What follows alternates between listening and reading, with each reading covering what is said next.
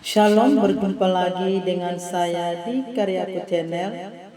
Tentunya kita semua dalam keadaan baik dan sehat-sehat saja. Yuk kita memperdengarkan pesan firman Tuhan untuk tetap kita dituntun dalam menghadapi kehidupan ini, di mana bertemakan Tuhan melihat hati. 1 Samuel 16 ayat 1 sampai 13. Kita hidup di dalam dunia yang gemar menilai tampilan luar. Seberapa menarik penampilan orang, seberapa besar prestasinya, atau seberapa menonjolnya ia di mata publik. Namun kisah pemilihan Daud mengungkapkan penilaian Allah yang sangat berbeda. Saat manusia terpaku pada penampilan, Allah melihat hati. Jelas sekali digambarkan bagaimana Tuhan memberi perhatian kepada Samuel, sehingga ini bukan agenda Samuel yang sedang berduka. Perintah Tuhan sangat jelas dan spesifik. Ia mengutus Samuel kepada Isai untuk mengurapi raja yang dipilihnya. Bahkan ia memberitahu bagaimana Samuel dapat melakukannya. Lalu Samuel melakukannya seperti yang difirmankan Tuhan. Samuel sempat terpesona ketika ia melihat Eliab, anak sulung Isai. Dalam pikirannya, inilah sosok yang tepat untuk menggantikan Saul, tinggi, kuat, dan berwibawa. Namun Tuhan menegurnya, jangan pandang rupanya. Manusia melihat apa yang ada di depan mata, tetapi Tuhan melihat hati. Inilah kunci dari seluruh perikop ini. Allah tidak mencari orang yang paling mencolok, tetapi hati yang paling tulus. Ketika hampir semua anak Isai lewat, Tuhan menolak mereka satu persatu. Justru Daud, si bungsu yang sedang mengembalakan domba, dipanggil dan diurapi. Daud tidak tampil dengan pesona raja, tetapi dengan hati seorang penyembah. Ia bukan pilih populer, melainkan pilihan Tuhan. Tuhan menilai kesetiaan dan kerendahan hati, bukan kekuatan atau wibawa. Ia melihat hati yang taat, bukan reputasi gemerlap. Kita pun ditegur untuk berhenti melihat diri kita dengan orang lain dengan penilaian manusia. Dalam kehidupan pelayanan dan pekerjaan di tengah keluarga dan teman-teman kita, mari kita melihat apa yang Allah nilai atau ketulusan dan ketaatan. Saat dunia sibuk memuji penampilan luar, biarlah kita berjuang agar hati kita tetap tulus dan taat kepadanya. Karena itulah yang Allah lihat dari setiap orang yang panggil dan diangkat, termasuk kita. Saudaraku yang terkasih di dalam Tuhan, seringkali kita terjebak kepada penampilan luarnya saja. Bahkan banyak orang berlomba-lomba untuk menampilkan luarnya dengan mengeluarkan banyak uang, usaha, dan lain-lain. Hanya sebuah pengakuan dari orang lain bahwa dia kaya, keren, cantik, terpesona, dan lain-lain. Ini dunia atau kehidupan dunia yang manakala memiliki rasa takut kalau tidak ada pengakuan. Dan disinilah banyak orang terjebak karena mengikuti pengakuan dunia. Sudah jelas sekali dipaparkan di dalam 1 Samuel 16 ayat 1 sampai 13. Tuhan tidak melihat parasnya, gagahnya, cantiknya, gantengnya, tapi kembali ditekankan Tuhan melihat hati. Hati itu penuh dengan ketulusan, kejujuran, bukan gila, popularitas, dan sebagainya. Maka inilah perbedaan kita dengan Tuhan. Tuhan melihat kedalaman hati, ketulusan hati, tetapi dunia melihat apa yang di luar, yaitu pesona, kecantikan, dan sebagainya. Mari kita menilai seseorang dengan kacamata Tuhan, bukan kacamata kita secara rohani, secara jasmani, supaya kita tidak terjebak dengan hal ini. Oleh sebab itu mari kita sungguh-sungguh memiliki kedekatan kepada Tuhan, keterhubungan kepada Tuhan, supaya kita benar-benar diberikan penuntunan hikmat untuk menilai seseorang itu berdasarkan hikmat daripada Tuhan, bukan berdasarkan penampilan luarnya. Maka tadi sudah jelas, manusia bisa menipu kita dengan penampilan. Tapi banyak orang juga tertipu dengan penampilan.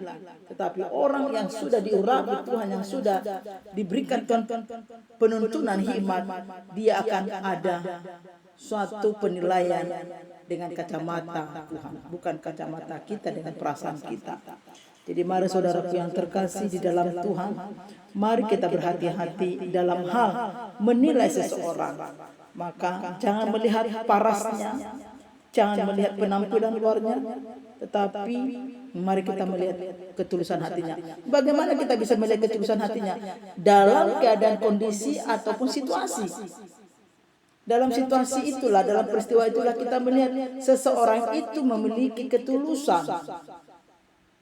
Memang hal sederhana saja, tetapi mari dengan kesederhanaan, dalam keadaan kesederhanaan kita bisa melihat ketulusan seseorang itu. Maka jelas sekali kalau kita ingin melihat ketulusan seseorang, lihat dalam situasi keadaan. Apakah dia tulus? Apakah dia bermuka dua atau berpura-pura? Kita punya rasa akan merasakan ketulusan seseorang itu. Jadi mari saudaraku yang terkasih dalam Tuhan, mari kita terus menerus memakai hikmat daripada Tuhan untuk memakai kacamata Tuhan menilai seseorang supaya kita tidak terjebak. Ya, mari kita memakai kacamata Tuhan untuk melihat ketulusan seseorang itu. Maka di sini tidak ada cara lain, hanya dengan kedekatan dan keintiman kepada Tuhan. Ini akan memampukan kita untuk menilai seseorang itu, apakah mereka tulus atau tidak, apakah mereka berpura-pura, munafik dan sebagainya. Disinilah kita akan diberikan Tuhan penuntunan untuk melihat seseorang ketulusan membantu kita atau melakukan tanggung jawabnya. Saudaraku yang terkasih di dalam Tuhan, sebagai orang percaya, mari terus-menerus kita melakukan keterhubungan kepada Tuhan supaya kita diberikan hikmat, diberikan penuntunan untuk memiliki hikmat menjalani kehidupan ini.